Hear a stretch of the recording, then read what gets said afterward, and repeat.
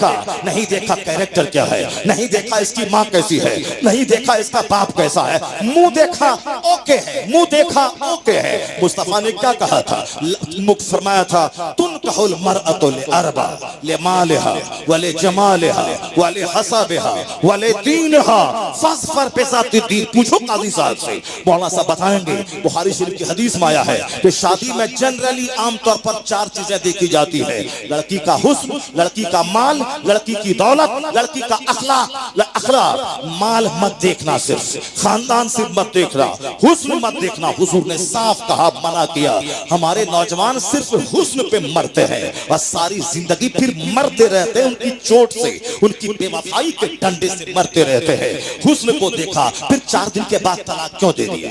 हुस्न को देखा, 4 साल के बाद तलाक क्यों हो गई? एक मौलाना साहब लिखते हैं कि राजस्थान में मेरा एक दोस्त था, उन्होंने प्लान बनाया कि मैं एक बहुत बड़ी जमीन पे घर मकान बनाऊं। उन्होंने कई एकड़ जमीन खरीद के चारों तरफ बाउंड्री वॉल करवाया, बीच में स्विमिंग पूल बनवाया और वहां हाथी, घोड़ा, बंदर, चुचंदर सब जमा किया। क्योंकि बड़े लोगों को शौक पैदा होता है जानवर के पालने का। मैं भी 2 साल पहले दुबई गया था तो किसी ने कहा, ये जो जंगल नजर आ रहा है ये शाही महल इसके अंदर में है, और इतना बड़ा जंगल है, इसमें बंदर, हाथी, सांप, गाय, बैल, सारा जानवर मौजूद है। चूंकि बादशाह दुबई को जानवरों का बड़ा शौक है, जैसे क्रिश्चियनों को कुत्ता पालने का शौक है, उसी तरह दुबई के इस शाह को जानवरों के पालने का शौक है। वो सबके पालने के नौकर गुलाम है और वो घूमता है कभी कभी। यही शौक उस राजस्थान के उस छोटे नवाब को भी था। उन्होंने बाउंड्री वॉल करवाया, बीच में तालाब खुदवाया, उसमें स्विमिंग पूल बनाया, हाथी घोड़ा लाया, कार भी खरीदा। चूंकि इसी जमाने की बात है, कार भी है, हाथी घोड़े भी हैं और चारों तरफ कई एकड़ जमीन पर बाउंड्री वॉल है।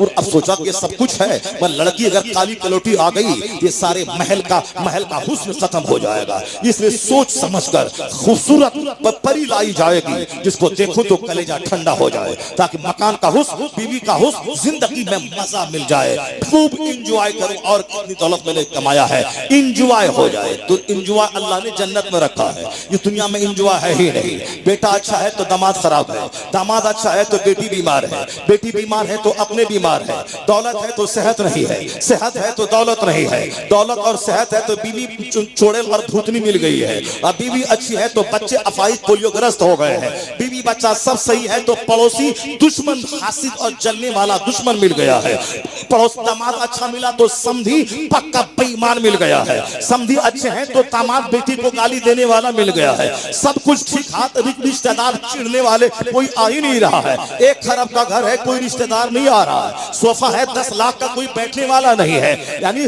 दुनिया में कहाँ है इंजॉय? इंजॉय तो वो है कि सेहत भी रहे, दौलत भी रहे, हुस्न भी रहे, इज्जत भी रहे, पड़ोसी भी अच्छे रहे, बीमारी भी ना हो, पाखाना पेशाब भी ना हो, बदन में खुजली भी ना हो, आंख की बीनाई भी ना घटे, वो इंजॉय है। ये क्या है कि दौलत है, अब पेट में रोटी पची नहीं रही है, अब ये सत्तू खा के जी रहा है, ये दौलत किस काम का? इसलिए दुनिया में अल्लाह ने सुख रखा ही नहीं है। वो तो जन्नत है जहां सोने चांदी की ईंटों से बना हुआ मकान है, जहां हीरे जवाहिरात की जमीन है, जहां मुश्क और कस्तूरी के गारे से ईंट को जोड़ा गया है। हत्ते निगाह तक जन्नती का अपना मकान है। जन्नती की उम्र 30 साल की होगी, उसमें कोई ना दाढ़ी का बाल है, ना वहां बदबू है, ना वहां पेशाब है, ना वहां पाखाना है, ना वहां कोई दुश्मन है, ना शोर हंगामे की आवाज है, ना कोई चिढ़ने वाला है, ना कोई जलने वाला है, ना नेमत के डूबने का अंदेशा है। दुनिया में तो आज नौकरी है, कल बर्खास्त हो जाएगा, आज मदरसे में है, कल ट्रस्टी निकाल देगा, आज मस्जिद में है, कल मुतवल्ली निकाल देगा, आज साहब नौकरी में है, गवर्नमेंट निकाल देगी, आज हम बादशाह हैं, कल फकीर बन जाएंगे, आज साहब में अमीर है, कल बिजनेस नहीं चला गरीब बन जाएंगे। ये अंदेशा सबके दिमाग को झंझोड़ के रखता है, ये अंदेशा सबके दिमाग में है। अगर निकल गया तो क्या होगा, तो कारोबार नहीं चला तो क्या होगा, अगर जवान बेटा मर गया तो क्या होगा, अगर हमको फालिज मार गया तो क्या होगा, अगर हम पर दुश्मन ने हमला किया तो क्या होगा, अगर बेटा रास्ते एक्सीडेंट कर गया तो क्या होगा। एक अंदेशा है सबको, अमीर को भी, गरीब को भी, इमाम को भी, मौसिर को भी, मौलाना को भी, पीर फकीर को भी। इस दुनिया में सब अंदेशों में जी रहा है। जन्नत में कोई टेंशन नहीं है, वहां 30 साल की उम्र रहेगी, कोई बूढ़ा नहीं नहीं होगा, न बाल सफेद होगा, न कोई बीमारी आएगी, न पसीने की बदबू है, न पेशाब पाखने की तकलीफ है। 70-70 बीवियां हैं, 30 मर्दों के बराबर सोहबत की ताकत है। वहां शराब की नहर जारी है, लबनन खालिस की नहर जारी है, दूध की नहर, शराबन पाकीज़ा की नहर, असलम मुस्तफा की नहर। वहां कई हजार नौकर गुलाम जो मोती की तरह चमकते हुए गिलमान होंगे। वहां की लज्जतें कभी कम नहीं होंगी। डेली बिरयानी खाए तो अच्छी नहीं लगती है। जन्नत में हर दिन मकान का हुस्न दोगुना होगा, खाने का हुस्न दोगुना होगा, वहां मजा किरकिरा ना होगा। हकीकी इंजॉय जन्नत में अल्लाह ने रखा है। इसीलिए अल्लाह के रसूल कहते हैं कद अफलहा मन अस्लमा, जो ईमान लाया वो कामयाब हो गया, और जो जन्नती हुआ वही असल कामयाब हो गया। सुभान अल्लाह, नारे तकबीर, नारे रिसालत, नहीं है दुनिया में होश। चाहे डीएम बन जाओ, चाहे एसपी बन जाओ, चाहे 1000 बीघा जमीन जो तो दुनिया में, जब दुनिया में इंजॉय ही नहीं है तो क्यों परेशान होने का, क्यों दुनिया में झूठ बोलने का, क्यों दुनिया में हराम खाने का, क्यों दुनिया में लुच्चा लफंगा बनने का। जब वहां 70 बीवियां मिलेंगी तो दुनिया में क्यों किसी लुच्ची लफंगी औरत से निकाह करके अपनी आने वाली नस्लों को खराब करने का, क्यों करने का। सब्र कर, हुजूर ने फरमाया ला तज़व्वजुहुन्ना हुस्ने हिन्ना। साफ लफ्जों में सरकार ने फरमाया उनके हुस्न की वजह से निकाह मत करना। 90% लोग मुस्तफा की इस हदीस को ताक पे रख दिया और नफ्स की बात मानकर सिर्फ हुस्न की बात, खूबसूरती की बात, ये है कलवा कलोटा। ये नहीं देखता कि मैं कलवा हूं, मगर मेरी बीवी चाहिए हुस्न जमाल की देवी करीना। हेमा मालिनी की नौकरानी चाहिए, हेमा मालिनी की बहन चाहिए। ये कलवा है। अगर उसको तुझको हेमा मालिनी चाहिए तो हेमा मालिनी को भी तो धर्मेंद्र जैसा खूबसूरत आदमी चाहिए। मगर ये सोचता मैं जैसे कलवा रहूं, नाक मेरी टेढ़ी रहे, मेरा कद छोटा रहे, मेरी उंगली छोटी रहे, मैं टेढ़ा रहूं, मैं उचक के चलो, सब चलेगा, मगर बीवी मेरी हो करीना, मेरी खूबसूरत हो। बताइए ये कलवे को भी ख्वाहिश पैदा हो गई है। साहब नौकर गुलाम को जिसकी नाक टेढ़ी है वो भी खूबसूरत नहीं, कुछ भी हो, कुछ न दे मगर खूबसूरत होना चाहिए। अरे देख मुस्तफा ने क्या कहा, वाला अमतुन सौदाओ ज़ातो दीनिन अफजल। मुस्तफा कहते हैं काली कलोटी दीनदार औरत तेरे हक में बेहतर है। काली कलोटी दीनदार औरत तेरे हक में बेहतर है।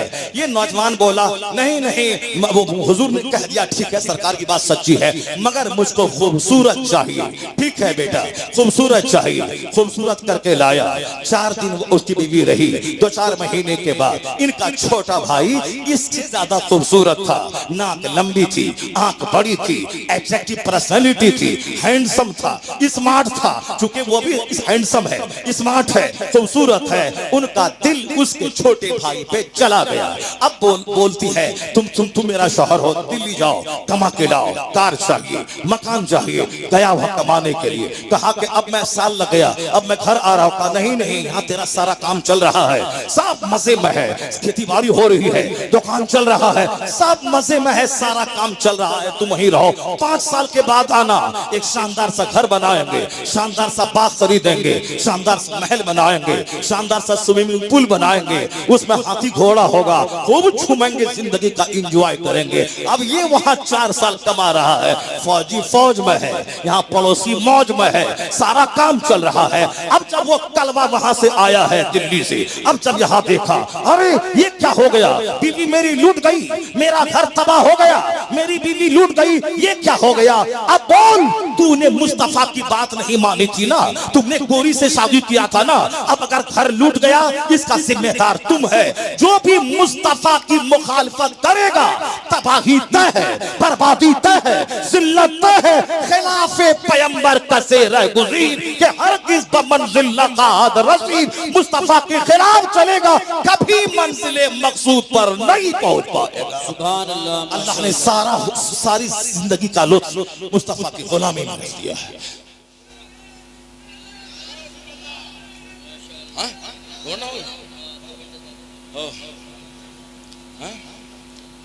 अल्लाह तबारक व तआला हो गई। 2 घंटा करें, 2 घंटा हो गया, हमको तो लग रहा है कि 1 ही घंटा हुआ है।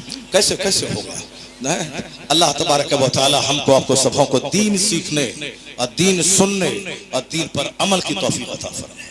बातें बहुत सारी कंप्यूटर में हैं, लेकिन चूंकि अहमद अली भाई को बात भी करनी है, इसलिए इस तरह की बेशुमार बातें हैं, मगर जो मैं कह चुका हूं बहुत नसीहत का एक मजमुआ पहुंच गया। सिर्फ अमल की जरूरत है, सिर्फ अमल की जरूरत है, सिर्फ अमल की जरूरत है। जो आयत में पढ़ना चाहता था, अगर मैं उस आयत को मैं अभी टच करूंगा तो उसमें कम से कम आधा घंटा लग जाएगा। और जो हदीस में पढ़ना चाहता था, जो हालांकि बहुत सारी हदीसें मैं पढ़ दिया हूं, लेकिन जो पढ़ना चाहता था उसमें आधा घंटा लगेगा। इसलिए वो इंशाअल्लाह अगले साल अल्लाह ने चाहा तो वो आयत भी पढ़ूंगा और फिर पढ़ूंगा। आज सिर्फ इतना रख लें कि नर्वस होने की कोई जरूरत नहीं है। बिल्कुल कुरान पढ़ें, कुरान समझें, हदीस पढ़ें, नेक बने, आने वाली नस्लों को कुछ दे के जाए। अगर आपने मजा किया जब